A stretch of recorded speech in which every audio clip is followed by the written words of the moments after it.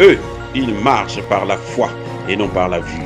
Mais moi, je vous conseille vivement de marcher par la connaissance scientifique et historique, notamment celle de nos ancêtres kémites, par les cinq sens et par l'intelligence. À vous, à Pierre.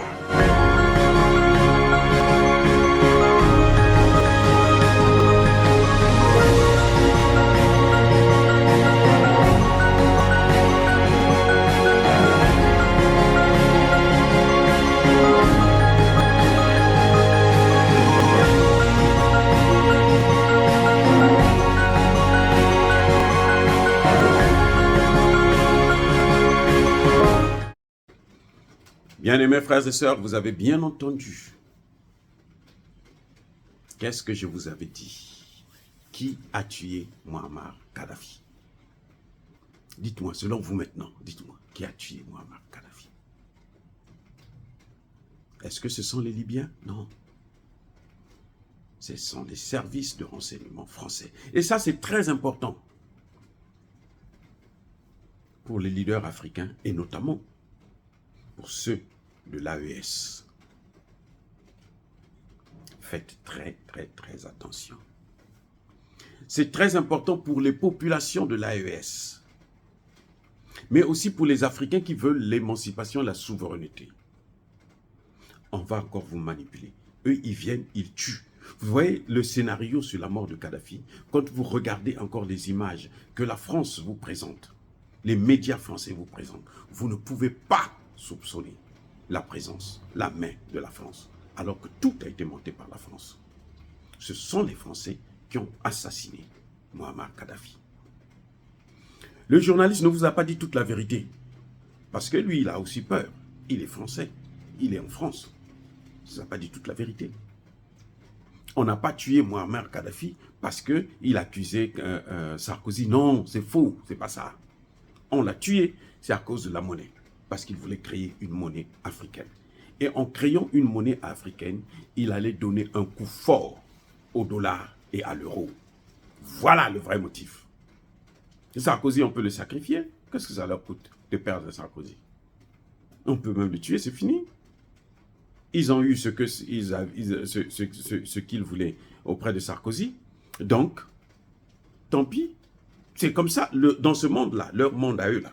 C'est comme ça. Hein. C'est comme ça que ça fonctionne. Donc, ce n'est pas. C'est là où je ne suis pas sur la même longueur d'onde que ce journaliste.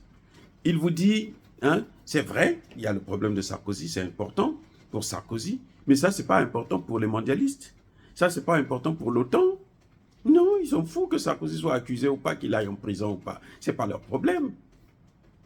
Ils ne s'inquiètent pas pour ça. Ils s'inquiètent des choses les plus importantes. Parce que le dollar, ou la monnaie africaine unique, allait donner un coup dur au dollar.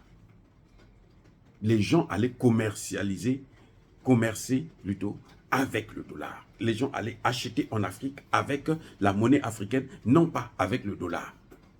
Ce qui ferait un manque à gagner pour les États-Unis, pour la Banque mondiale, pour le FMI. Les gens n'allaient pas utiliser l'euro. Les gens seraient obligés d'acheter la monnaie africaine unique. Vous voyez, c'est là la force. C'est ça la raison. Et les services français ont voulu assassiner aussi le fils. Il vous l'a dit, ça est là, il vous le dit très bien. Ils ont voulu assassiner le fils. Et là, les Russes étaient déjà là, présents. Encore une fois, les Russes sont venus nous sauver. Il n'y a pas quelqu'un. Nous devons avoir du respect pour les Russes. Quand vous entendez des panafricanistes dire que non, nous on a dit à la Russie, tu ne dois pas faire ceci. La Russie s'en fout de ces gens-là. Eux, ils sont qui? Qu'est-ce qu'ils peuvent apprendre à la Russie? La Russie sait quels sont ses intérêts. Elle sait pourquoi elle le fait. Et puis, il ne faut pas oublier que nous avons, comme je disais tantôt, il y a la main de Dieu qui est dans ça. Notre Dieu à nous. Le Dieu des Kémites, le Dieu de nos ancêtres, qui est là. Cette main-là, invisible, elle agit.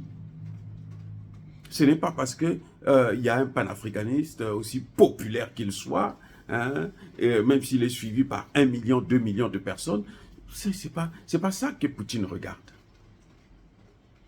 Quand en 1885, lorsqu'il divisait l'Afrique, mais la Russie était là, l'ex-URSS était là déjà, le tsar de Russie était là. Et c'était un homme puissant. Mais il n'a pas pris part. Donc on ne peut pas venir leur dire des choses que eux ils ne font pas. Non. Si vous voyez aujourd'hui, les États-Unis sont en train ne veulent pas quitter le Niger. Ils sont en train de tout faire pour rester au Niger.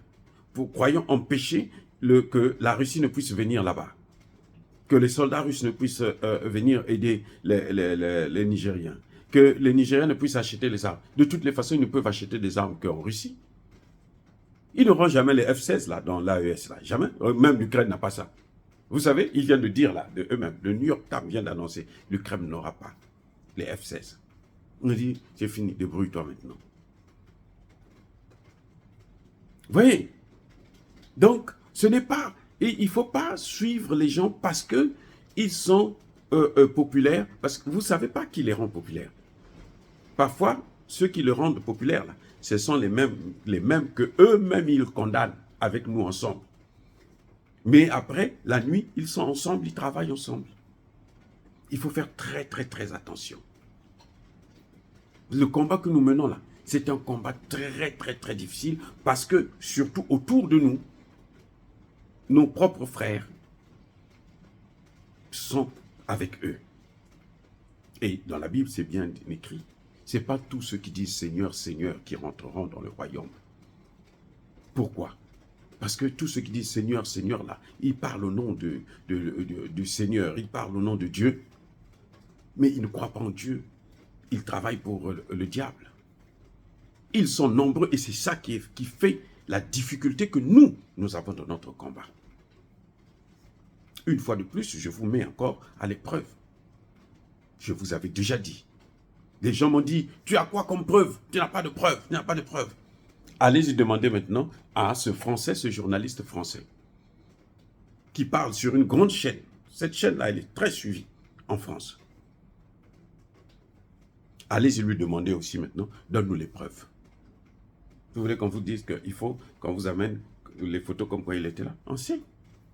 Il vous a dit, il y a au moins 3 Français qui ont été tués par les Russes pour sauver le fils de Kadhafi. Un jour, il parlera, il le dira. Je dis bien un jour, tôt ou tard, il parlera. Donc, ce que vous avez vu là, en Libye, ce n'était pas pour instaurer la démocratie, la preuve. Jusqu'à aujourd'hui, il n'y a pas de démocratie en Libye. C'était pour déstabiliser l'Afrique. C'était pour déstabiliser le continent africain. Voilà tout. Voilà comment ils fonctionnent. Et si nous ne faisons pas attention, ils vont nous avaler tous. Oh, bien aimés frères et sœurs, encore une fois de plus, soyez bénis. Soyez abondamment bénis, je persiste et je cite, mais que tous ceux qui persécutent le continent africain le pillent et le déstabilisent, qu'ils soient noirs, même s'ils sont panafricains, qu'ils soient blancs, chinois, arabes, juifs, indiens, qui qu'ils soient punis, maudits, foudroyés, neutralisés, écrasés, effacés par le Dieu des Kémites et par nos ancêtres angélisés. Vive l'Afrique éternelle, j'ai dit et j'assume. Bonsoir Thomas. Salut Nadia. Alors tu es venu nous parler des incroyables faillites d'un de nos services de renseignement, la DGSE, qui a été pointé du doigt dans un article du Monde. Et il nous parle d'un de nos services secrets qui est la Direction Générale de la Sécurité Extérieure, donc qui s'occupe du renseignement extérieur, hein, donc il s'agit de préserver la France des menaces liées à l'étranger. Et cette DGSE, la particularité, c'est qu'elle est liée, elle est sous la tutelle du ministère des Armées, hein, du ministère de la Défense, donc il y a un culte du secret. On a raconté que Muammar Kadhafi avait été renversé par son peuple. Et pas question de défendre ici Muammar Kadhafi qui était un dictateur, mais quand même... on a un peu aidé le peuple libyen, on l'a même beaucoup aidé à renverser Mouammar Kadhafi, et même dans le cadre de son assassinat, il y a des espions libyens qui ont fini par parler dans des journaux très sérieux comme Mediapart, notamment qui s'appelle Rami El Obeidi, qui est un ancien coordinateur du renseignement extérieur, l'équivalent de la DGSE libyenne, qui a dit mais vous savez, les gens qui ont tué Kadhafi, là, qu'ils ont sorti de son égout, c'était des agents de la DGSE française et qui l'ont abattu. On a tout organisé, on a tout fait, ça a été confirmé par de nombreux témoins, et c'est vrai que l'implication du gouvernement français dans l'assassinat de Mouammar Kadhafi et dans sa chute est quand même assez patente, surtout que c'est pas forcément pour des motifs très nobles. C'est pas parce que Mouammar Kadhafi était un dictateur qu'on allait le renverser. Il y a quand même cette suspicion du financement de la campagne présidentielle de Nicolas Sarkozy en 2007 qui reste, et que Nicolas Sarkozy aurait voulu se débarrasser d'un mécène qui menaçait un peu de balancer. D'ailleurs, on est allé beaucoup plus loin. C'est que non seulement on s'est débarrassé de Kadhafi, mais à un moment, on a envoyé le service action de la DGSE, donc les commandos de la DGSE, essayer de se débarrasser de Saif al-Islam, qui était le fils de Kadhafi, qui est un peu le successeur de Kadhafi, qui, on se souvient à l'époque, était très médiatique. Donc on a envoyé un commando le liquider, sauf que, pas de chance, ils sont tombés sur un autre commando russe, celui-là qui était venu l'exfiltrer. Il y a eu même des affrontements entre les commandos, des commandos français, et il y a eu 3 morts parmi ces commandos français. Il y a eu vraiment un rôle catastrophique de la DGSE, parce qu'évidemment, au-delà de la chute de Kadhafi, que pas beaucoup de monde regrette, il y a eu la déstabilisation d'un pays, la Libye. On a fait absolument n'importe quoi pour, en fait, cette petite guéguerre privée qu'a menée Nicolas Sarkozy. On sait par exemple que, en fait, Mouammar Kadhafi était soutenu par des Touaregs qui étaient originaires du Mali, qui étaient du Nord Mali, et qui venaient combattre avec lui en tant que mercenaires. Et donc, qu'est-ce qu'on a fait, nous Français? On a envoyé des émissaires de la DGSE voir ces mercenaires du Nord Mali et leur dire, bon écoutez, maintenant vous allez lâcher Kadhafi, parce que c'est un méchant et on veut plus, mais en échange on va vous donner l'indépendance du Nord Mali, puisque vous la réclamez depuis des années et que vous ne vous entendez pas avec le sud du Mali. Qu'est-ce qui s'est passé quand Kadhafi est tombé? Les arsenaux d'armes libyens ont été ouverts, ces mercenaires-là sont repartis avec leurs armes au nord Mali, sauf qu'ils ne sont pas repartis tout seuls, puisqu'entre-temps il y avait des djihadistes qui s'étaient infiltrés, et tout ça a donné l'arrivée de Al-Qaïda et de l'État islamique plus tard en Mali, et le terrorisme qui s'est répandu à travers le Sahel. Donc forcément, des fois, on va dire notre renseignement extérieur a manqué sérieusement de jugeote. Hotep à tous, bienvenue sur la chaîne des panafricanistes par essence, par conviction et par excellence. Celle des citoyens kémites par nécessité et obligation de combat. Nous sommes une chaîne qui n'est guidée que par nos ancêtres et rien que par les ancêtres qui appartiennent à l'égrégore du monde noir. Par conséquent, nous ne croyons en aucun Dieu venu de l'étranger. Toutefois, cette vidéo n'est aucunement destinée à inciter à la haine ou à la violence, car nous menons un combat qui est d'abord et avant tout spirituel, intellectuel et démocratique. Ensuite, il est politique, géopolitique et géostratégique. Contre l'impérialisme, le colonialisme, le néocolonialisme et l'endocolonat, qui sont tous qualifiés de crimes contre l'humanité. Nous menons ce combat sur la base du principe fondamental que nous avons hérité de nos ancêtres kémites, qui est celui de la Mahat, c'est-à-dire solidarité, vérité et justice.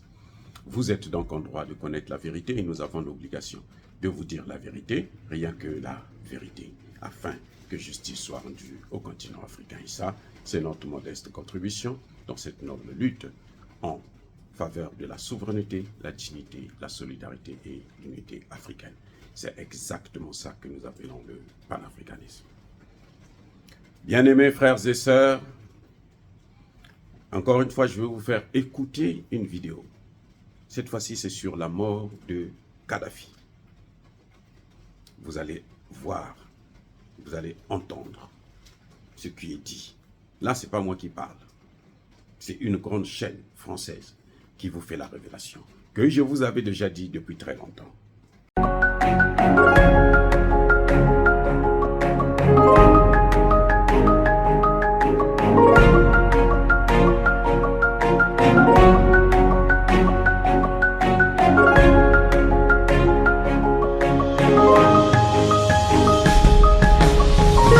Bien-aimés frères et sœurs, vous connaîtrez la vérité et la vérité vous affranchira. Ça, c'est pas moi qui le dis, c'est la Bible qui le dit. Mais moi, je vous dis mieux.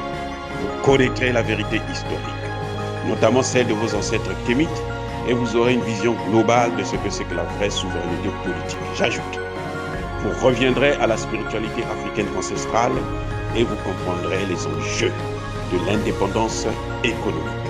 Et pour terminer, vous accepterez votre identité culturelle kémite et vous obtiendrez deux choses. La première, c'est la paix. La seconde, c'est le développement, à une condition.